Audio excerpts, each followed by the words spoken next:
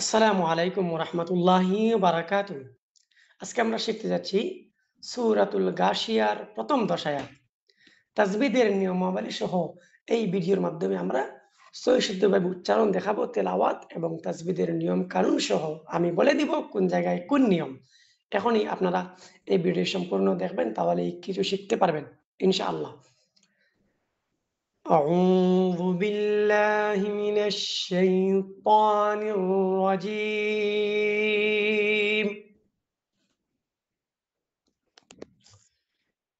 بسم الله الرحمن الرحيم.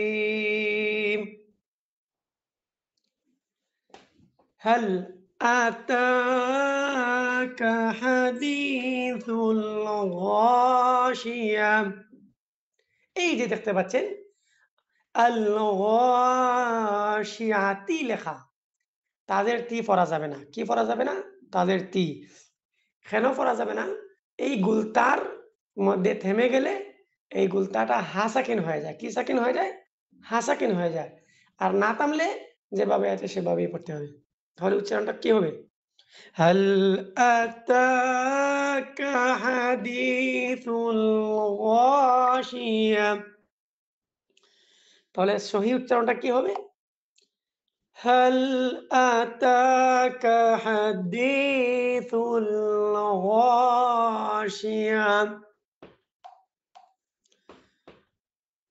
আমি আবার শুরু থেকে বলতেছি।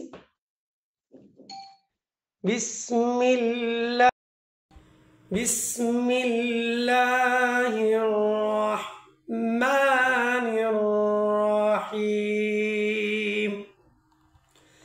هل أتاك حديث الغاشية. الغاشية الغاشية এই গুলতার মধ্যে থামলে কি হয়ে যাবে? হা হয়ে যাবে। উজুহু ইয়াউমাইযিন খাশিয়া।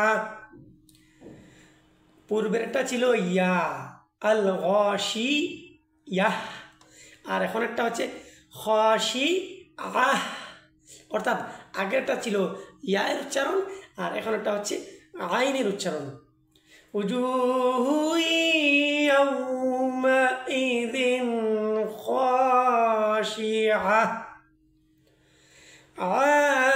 আমিলাতুন নাসিবা। কিছু কি বুঝতে পারতেছেন? গুল তার মধ্যে থামতেছে এই জন্য হা সাকিন হয়ে যাচ্ছে। গুল তার মধ্যে থামতেছে এই জন্য কি হচ্ছে? হা সাকিন হয়ে যাচ্ছে। আমিলাতুন নাসিবা তাসলা। এই সাদটা কি হবে? মোটা হরফ, ধরার সময় মোটা হবে, উচ্চারণ করার সময় মোটা হবে।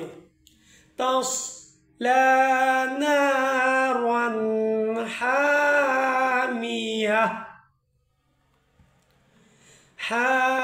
হামিয়া হামিয়া, এভাবে মুখ খুলে যাবে। হামিয়া তুস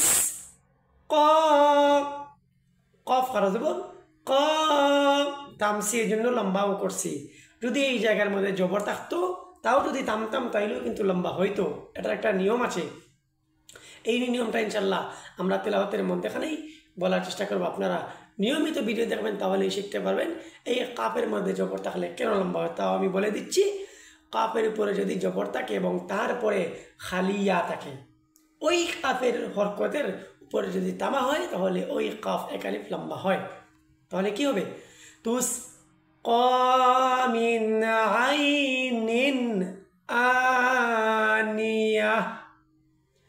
প্রতিটা শব্দের শেষে গুলতা থাকলে সেই গুলতার মধ্যে যদি থামেন তাহলে কি হবে? হা সাকিন হয়ে যাবে। হা সাকিন হবে, হাও হবে, সাকিনও হবে। লাইসা লাহুম উপরে দুইটা জবর আছে তামার কারণে আমি কিন্তু দুই জবর পড়ি নাই মিমটা কি করছি সাকিন করছি এখানে সাকিন করছি 3-4টা নিয়ম আছে সেই নিয়মগুলো বলে দিচ্ছি জবর জের পেশ দুই জবর দুই জের দুই জবর ছাড়া বাকি যত হরকত এবং তানবিন আছে সেই হরকতওয়ালা হরফের মধ্যে থামলে সাকিন হয়ে যাবে তো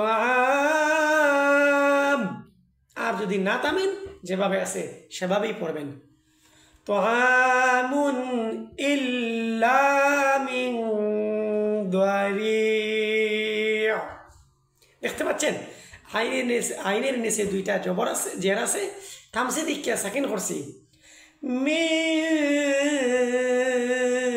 দারি' লা يسمن ولا يغني আরেকটা কথা বলে দিই যদি হরফে ইস্তিআলার 7টি হরফ তেলাওয়াতের মধ্যে আসে যে কোনো অবস্থায় আসুক না কেন সেই 7টা হরফ উচ্চারণের সময় কি করতে হবে আপনাকে মুঠা করে পড়তে হবে ওয়ালা ইউগনি মিন জু' আইনের নিচে দুই জের আছে তাম সেই জন্য আইনকে সাকিন করছি কিন্তু এখানের মধ্যে আরেকটা নিয়ম আছে সেই নিয়মটা হচ্ছে মধ্যে আরিজ জিম ওয়াও পেশ জু এক আলিফ লম্বা তারপরে হরফে থামলে 3 আলিফ লম্বা করে পড়তে হয় তাহা কি মধ্যে আরিজ বলে মিন জু উজুহু ইয়াউমাইয আরেকটা কথা বলে দেই দুই পেশ যদি একসাথে আসে দুই হরফের উপরে তাহলে কিভাবে পড়বেন এভাবে উজু উজু উজু দুইটা পেশ আছে সেই জন্য আপনাকে দুইবার ঠোঁট গুল করতে হবে এবং দুইবার ভিতরের দিকে আবার সেটাকে সমান করতে হবে যেমন উজু ইয়াউমাইযিন নাঈমা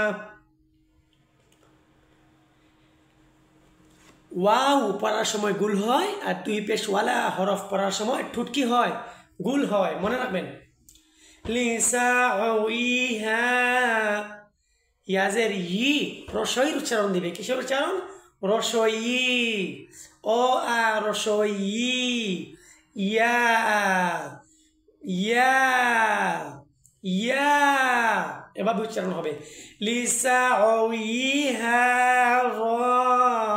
রাদিয়া ফি জান্নাতিন আলিয়া ফি জান্নাতিন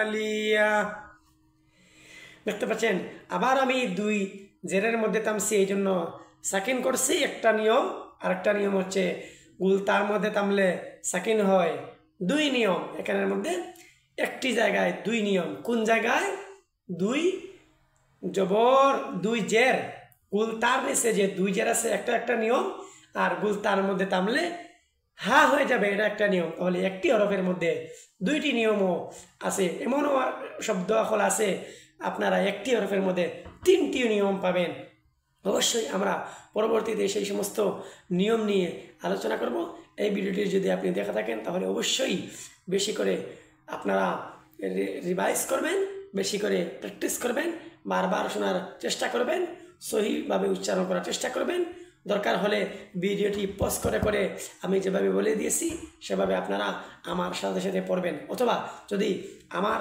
সাথে লাইভের মধ্যে আপনি ছাত্র হিসেবে পড়তে চান তাহলে অবশ্যই কমেন্ট বক্সে জানিয়ে দেবেন অথবা আমার সাথে যোগাযোগ করবেন আসসালামু আলাইকুম রহমতুল্লাহি ওয়া বারাকাতুহু